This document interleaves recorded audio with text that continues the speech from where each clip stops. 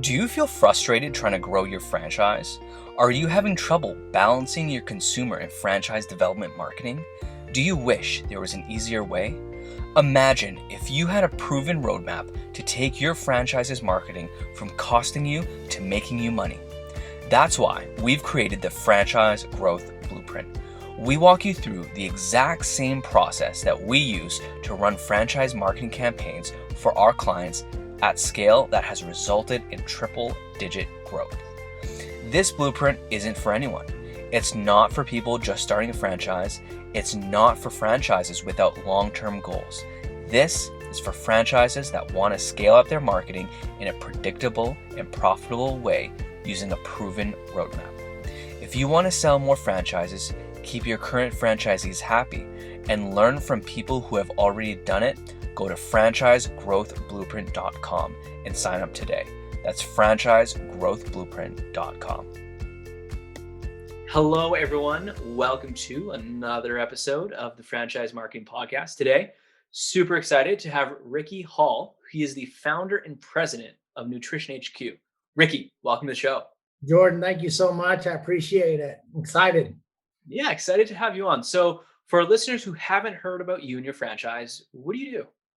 We're a retail vitamin supplement store. Basically, I've been in this business for coming up on 22 years. So Nutrition HQ, when you walk in our door, you're going to see everything you would like in a vitamin store, but we take it to another level. My team, most of them are certified, either a personal trainer or a nutrition specialist or a nutrition coach. We do in-body scans, which will tell us your body fat, your muscle mass, how much your right arm weighs, your left arm. I mean, it really dials in. We do healthy meals. We basically consider ourselves solution focused. So maybe there's not something in our four walls for you, but we can hand you off to a personal trainer or a chiropractor or somebody else, get you moving in the right direction for a better health, better health and wellness. I love that you have almost like this data-driven expert approach, right? Like you're employing people who are certified or knowledgeable in this area, and it's not just Joe Schmo off the street selling you vitamins and supplements. So like what sparked this idea? I was a GNC franchisee for 10 years, and I was very passionate about vitamins, supplements, exercise, and nutrition. And it, probably came back from being in high school playing sports and then in the military, picked up my first nutrition book, and I love the gym and I love like manipulating people's diets with food. And it took off from there. And when I was in New Jersey working construction, I'd go into GNC and I'd be in the store 3, 4, 5 hours with the staff. I came in to pick up my stuff and I'm in there teaching them how, why do you take extra vitamin C? Why do you need this? Why do you need that? And then I'm like, man, I need to get on the other side of the counter of this and do it the other way. And that's what took it off. And then, I went to another franchise called Complete Nutrition, and 2014 broke away, or, we moved on my own. And then 15, I was like, what, let's do this and take it to another level. And that's what it is. And I've always like little pieces that I thought we were missing in those other areas, I wanted to bring to Nutrition HQ. And, we're going to keep evolving and plug in other new things. That's what I love where we are. And my team and anybody that's involved, I love their ideas. I'm like, hey, let's give it a shot. You don't get too many no's as, right now with what we're trying to do, because we want to keep reinventing ourselves to stay ahead of the game. I like that you're taking this, you're embracing innovation into your culture. But what is that like as a franchise when, some franchisees kind of want that stability of a proven system? And that's the great thing is right now is we're so green into this. It's kind of the wild, wild west. So we can do that right now. When we get to 25, 50, 75, 100 stores, that's going to change. So right now we can play around in that sandbox. Cool. I love it. Yeah. Test and learn early on so you can kind of like adjust that trajectory as you, fly that rocket ship up. Absolutely. And that's what's fun right now. And I think that's what makes us attractive is we can get in some people that want to get it, they want to be a franchisee, but they also are a little more entrepreneur than most franchisors like. But that's kind of what we're looking for right now, because there's some things out there we still want. We don't know everything, so we can figure out the systems and processes to put more structure in later as we figure it out. But we know we've got a pretty good system right now, a very good system, honestly. And but I still want to, like even when I go out into my stores or I go to other people's stores, I'm listening, I'm watching, is this something we could do in our stores? Is this something that we need to change it? So we're always looking at that. And my son wrestled, and he actually owns one of my stores now. And we were all over the state of Iowa when he was a little kid. And we'd hit every nutrition, vitamin, supplement store that we drove past. And he was like, "Why, Dad, why we always go in these stores?" I'm like, "They're doing something right and they're doing something wrong. We're going to learn something." Awesome. I love that. So how do you cut the signal to the noise? Like how are you able to like bubble up and prioritize, okay, what should you be testing now? What should you be testing later or not at all? We kind of let it come to us, if that makes sense. We're not out there searching for something 24/7. I'll give you an example, like the InBody machine, the machine that, does your body fat and all that stuff. Once we decided to bring that in, we focused on that, and we stayed focused on that until we perfected it. And then we looked at drink dispensers for sampling product, and we focused on that. So we don't bring in 4, 5, 10, 15 ideas at a time. We find something, we vet it, and like, you know what, let's go all in on this one, and really focus on, in 3 to 6 months, we're going to know yes or no. And there were so many people that told us, don't bring the InBody in. It doesn't have return on investment. And we call them door swings. If it creates a door swing, it's a return on investment. And we perfected it. And I'll give hats off to my son who brought it in first into his store. And he perfected it. He got involved with the community, and it created door swings like crazy. Nice. I love that. I love that. So, that's a form of marketing, investing, into new equipment, taking Yep. things from a different angle. What other growth levers have you pulled that have really helped you grow to where you are now? Um, you know, being an ambassador of your community, own your town. We're in smaller towns. We're not in big metropolitan areas. So like I tell my guys, I'm like, own the town, be on the billboard, like if somebody wants to know something about protein, or they've got high blood pressure, or they want to lose weight, they want to go to Jeremy, like go see Jeremy down in Nutrition HQ. He'll help you out. He'll open the book. He'll figure it out.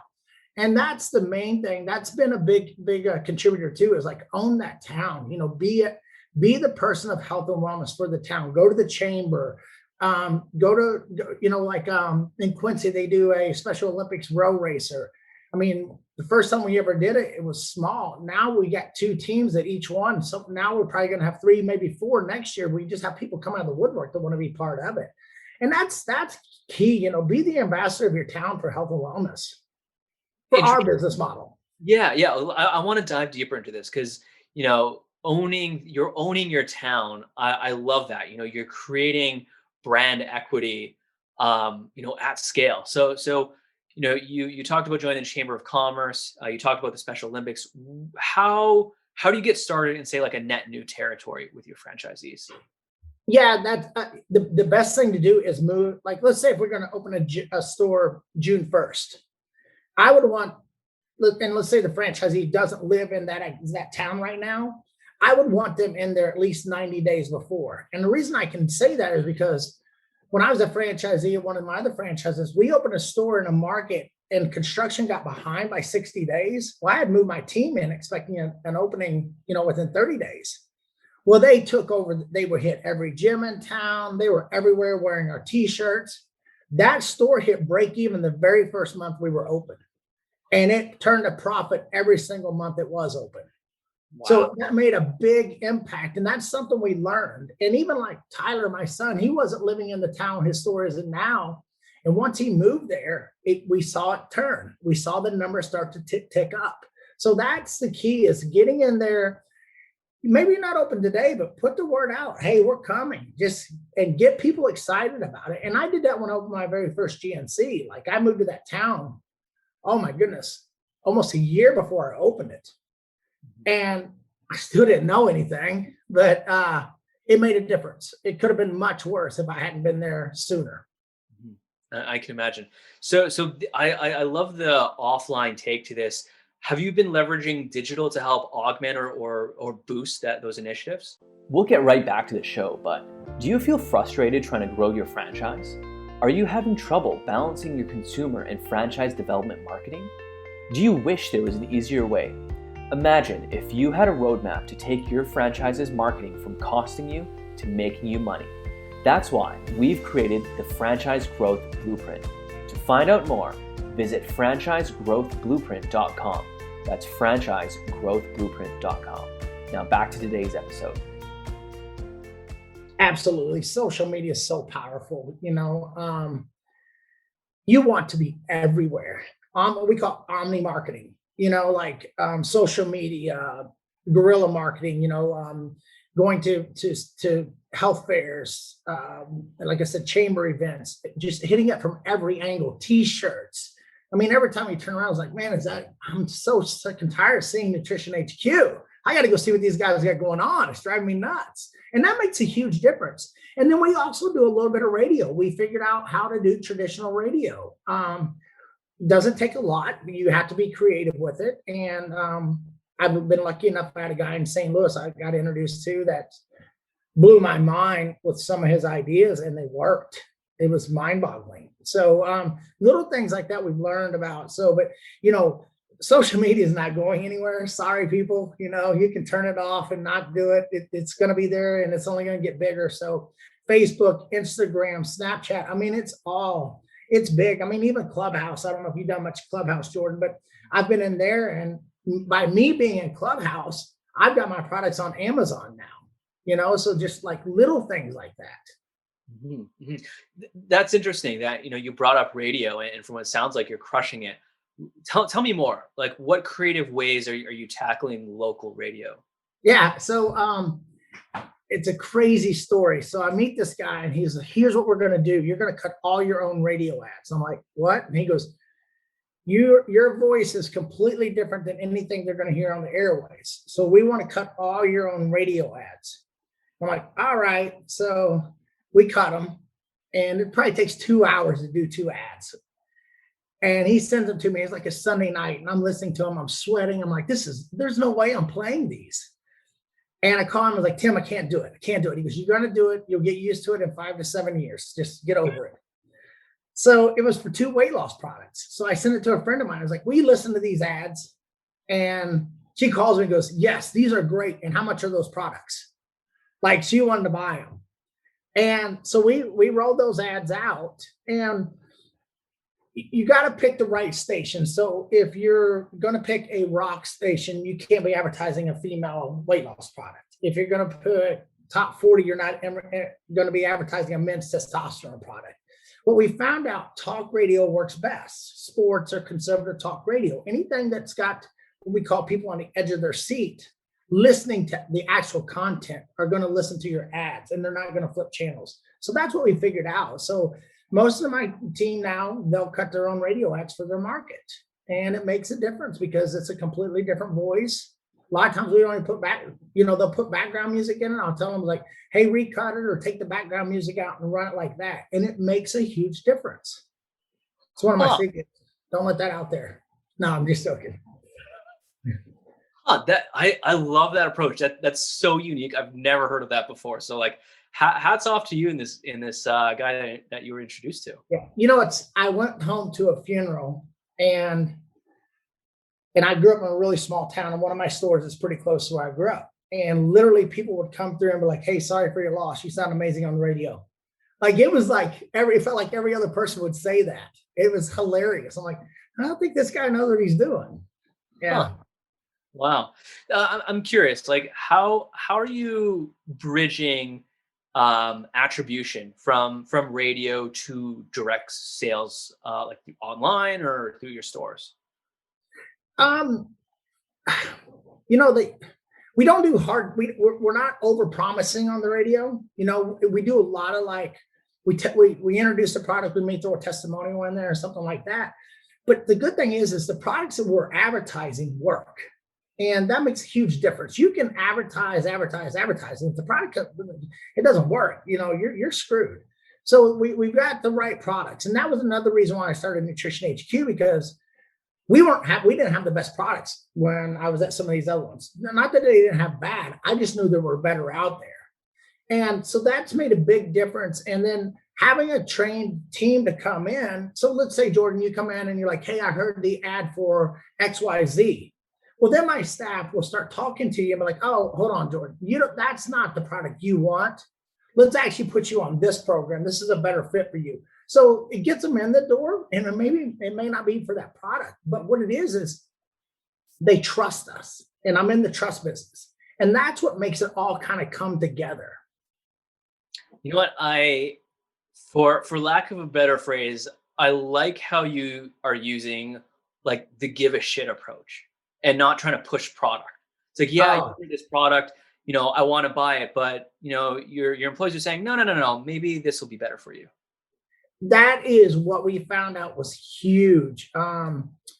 We used to call it rip and dip. Somebody would come in and we'd run the ad on the radio, and they're all excited, and then you just keep selling them more stuff. Well, then they get home, they're frustrated. They've spent $250, 30 days or less, they're back returning some of it. And we found out, like, customize this program for them, because they are going to trust you more in the long run. And our average sale decreased by half. We went from an over $100 average sale down to mid 50s per customer. But what we saw was, instead of that customer coming in once or twice a year and spending $125, now they're coming in 6 to 9 times a year spending $55. And they, like I said, it just goes back to the trust and finding that happy medium. Even when I would buy a GNC, their average sale was in the low 30s. I would push it up to high 40s, low 50s, because that is a happy place that people are comfortable with spending on health and wellness a month. And they come back more often. And then you average that over the 12 months, they've actually even spent even more money. But they feel better. They trust you. They like the products. They believe in what you're selling now, and that's huge. Totally. I love it. I absolutely love it. So Ricky, one question I always like to ask guests is, what advice would you give someone just starting out as a franchisor? As a franchisor, culture, and don't chase the check. I'm really green at this right now, but I've been in the franchising world for 20 years.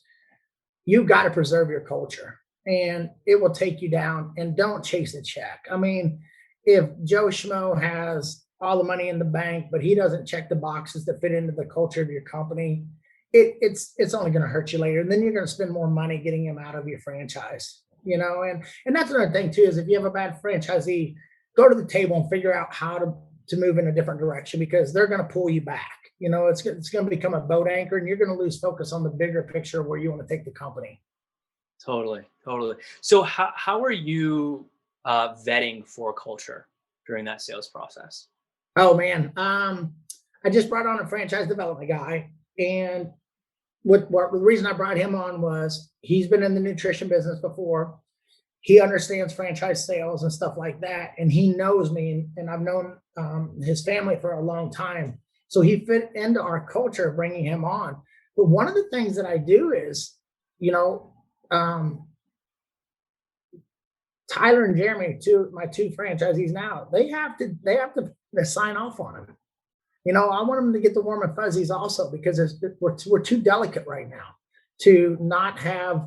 We need everybody to join in that Zoom call with passion, and they want to push. We want to be pulling from the same end of the rope or pushing the flywheel the same way. So that's the main thing that I'm doing right now. And Jordan, I'm not out there chasing franchisees right now. Like, we're building the stores, and we're preserving our culture, and we're letting it organically come to us, and just, focusing on getting the right message out there, and letting them come to us. I'm not chasing a check, and I refuse to chase a check. I've had bad culture in my companies before. I know what that feels like. And I've said that before. It's like, guys, I've ate all this shit for us, so that way you don't have to, and I embrace my downfalls because it's made me a better business owner. It's going to make me an amazing franchisor. That answer the question? Now get on my soapbox. 100%, 100%. And I'm sure like having your current franchisees interview potential ones just makes your culture even stronger. Not necessarily from an outsider coming in, but just internally the bonds between everyone.